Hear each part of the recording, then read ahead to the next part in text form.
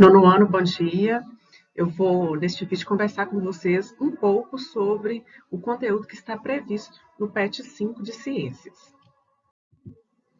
Então, iniciando aí, é proposto para que vocês estudem os processos de divisão celular, mitose e meiose. Na mitose, o que ocorre na mitose? A célula, ela se divide, né, ela se reproduz, só que, porém, ela mantém a mesma quantidade de DNA, ou seja, o mesmo número de cromossomos.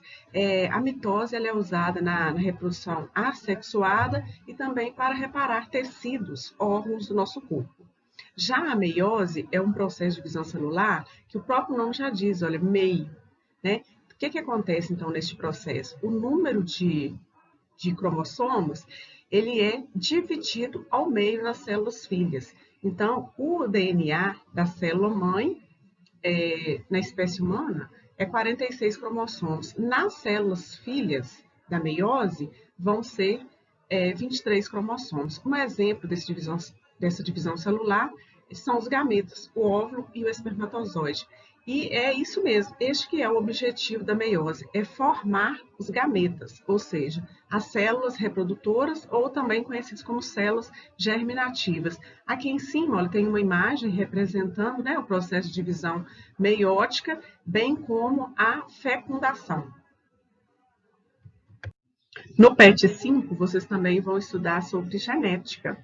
Então, vocês vão conhecer a história de Mendel, os experimentos que ele realizou para formular as suas leis.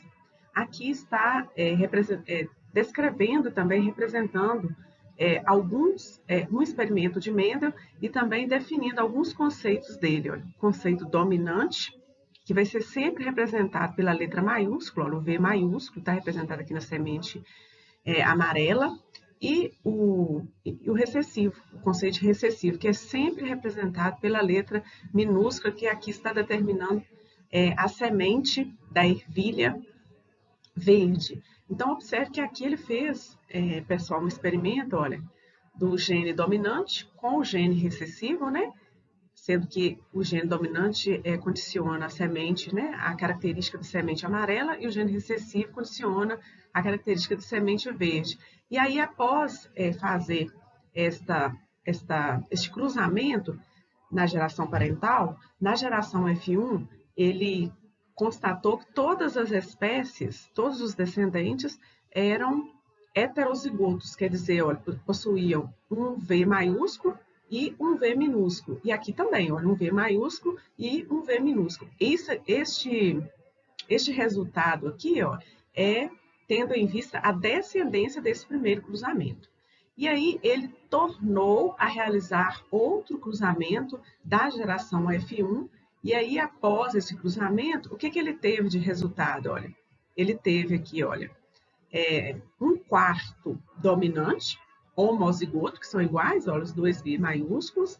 Ele teve 2/4 heterozigoto, mas também dominante, porque tem a presença do V maiúsculo, e 1/4 de recessivo, que não tem a presença do gene dominante, e sim 2 genes o quê? Recessivos. Né? Lembrando para vocês que o gene dominante, ele manifesta se ele estiver em dose dupla, ou se ele estiver também em dose única, ou seja, em homozigose ou em heterozigose. Já o gene recessivo, ele só manifesta se ele estiver em dose dupla, ou seja, em homozigose. Então, este foi o experimento que Mendel realizou para ele determinar, para ele descrever a sua primeira lei, que afirma que as características dos indivíduos, dos seres vivos, é determinada por um par de genes, e esses genes eles se separam na formação dos gametas, o que vai de encontro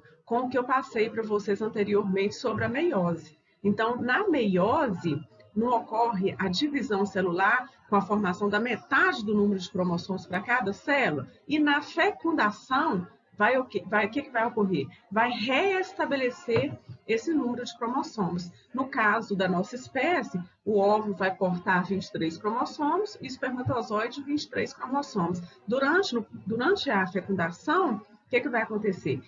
vai haver a união do óvulo com o espermatozoide e então vai restabelecer esse número de 46 cromossomos. Então vamos ler com bastante atenção todo o conteúdo, tentar interpretar todas as imagens e contem comigo para o que vocês precisarem.